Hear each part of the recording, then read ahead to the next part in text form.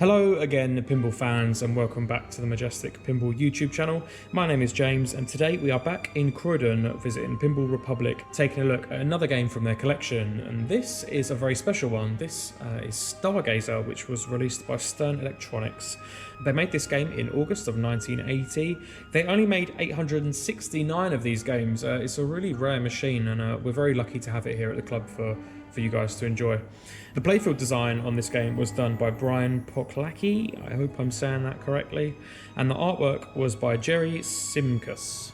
Stern Electronics were very well known for creating very fast, great flowy machines that were just brutally fast, and Stargazer is no exception to that rule. It is so painfully fast, and yeah, it's a lovely game. So let's dig in and learn how exactly you play Stargazer. Now, the main feature, the most important thing about Stargazer is this bank of drop targets here in the centre of the playfield. You'll see a little spinner next to those as well, and the spinner and that set of drop targets are all tied into this red sort of cloak area on the playfield, which I'm going to zoom in on so you can see all of the values, because it's very important that you can see what's going on here. When you start a game, the step ladder of yellow lights on this cloak will start to move up and down very slowly, and when you hit a drop target down, it locks in the value that is on that step ladder until you complete the bank of drop targets. Now, what's very interesting is the value affects the spinner and the drop targets. So on the left hand side of this red sort of cloaked area, you'll see the values for the spinner. The lowest value is 500 points, and then it increments up to 4,000 points a spin, which is insanely valuable. On the right hand side, we've got the value for the drop target bank, which starts at 5,000 points and increments up to 100,000 points. Now, that is the value for completing the bank of drop targets. So this creates a really interesting effect, because when the value is very high for the drop targets, you've got the lowest value possible for the spinner, and vice versa. So when the spinner is worth 4,000 points, completing the bank of targets is only worth 5,000 points. So it creates a nice dynamic where you can either try and cash in a really valuable spinner and avoid the drop targets and just keep shooting for the spinner and rack up loads of points, or do you kind of wait and try and get the highest value on the drop target bank and ignore the spinner almost and just keep playing away on the drop targets. Once you've completed all three of the targets, you've knocked those down, the step ladder will progress again, and then you'll have to select a new value. You also have two other banks of drop targets. You've got one here on the left, and then you've got one here on the right. You've got three on each side. Completing all three of those targets will collect a bonus multiplier, which is displayed down here, and that carries over for your entire game, which is very nice indeed. If you do have the game set up to award extra balls, which obviously this one doesn't because it's in a competition-heavy venue, the very centre drop target over here on the left-hand side will collect the extra ball when lit. Dotted around the playfield, you also have 12 Zodiac targets. Those are the yellow stand-up targets around the playfield. You've got 4 up by this upper left-hand bumper. I think you've got 6 over here by the right-hand bumper, and then you've got another 2 down here.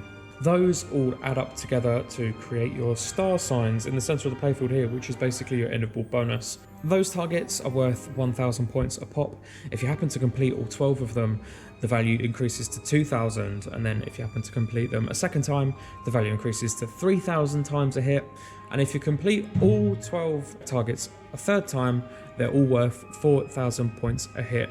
You'll always know the value of the Zodiac targets and how many banks you've completed because you've got 4 green lights up here which show you the value of the targets. Another interesting feature of this machine is these 2 star rollovers down here. So you'll notice the bottom of this machine is very unique. There isn't really any inlanes, and the slingshots are a little bit higher and at a stranger angle than what you're used to, which creates this really flowy, fast moving game. It's quite a similar flipper area to Electra, if you've seen that machine before. We have covered that on the channel as well. So you get kind of similar ball flow round by the flippers as you do on Electra. On your sort of inlanes, I suppose you could call them, these sort of scoopy little bits here, you have 2 star rollovers, and they're very important. During the game, these lights will pace up and down in a similar fashion to the step ladder on the drop targets up top. They'll pace up and down, and you've got a series of awards on each one. The white light always spots you a Zodiac target, which is very nice, because a lot of them are quite difficult to hit. You're relying on lucky bounces from the bumpers and things like that. And then your yellow light will also light you a spinner.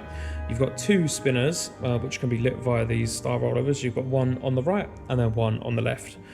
The left rollover will always light your right spinner, and your right rollover will always light your left spinner, which is very nice. Creates a really nice flow as you're playing. Now the lit spinners do carry over between balls, so if you light a spinner and you drain the ball, it will stay lit for you, which is very nice, as a lot of machines don't do that.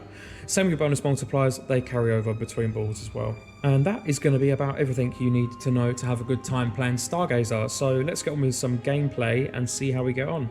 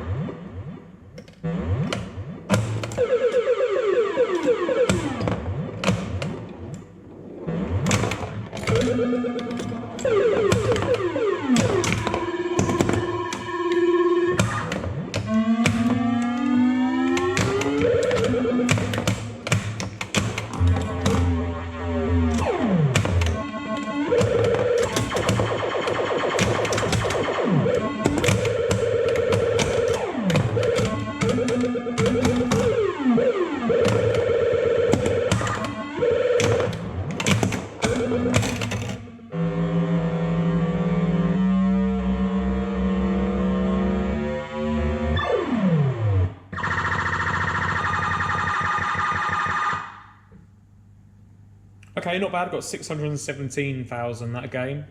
I'll do a couple more and see if I can get any better than that for you guys.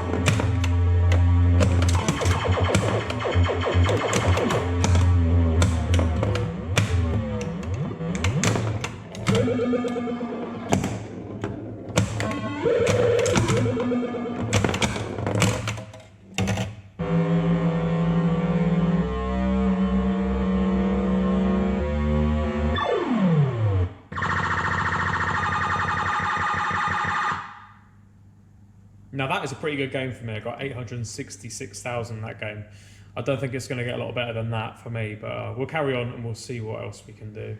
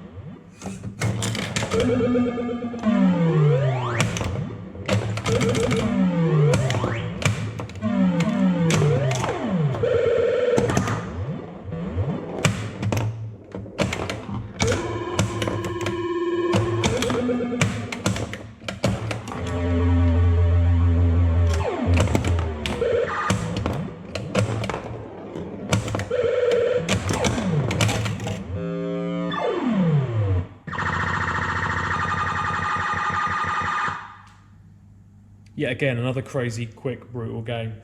I've got 336,000 that game.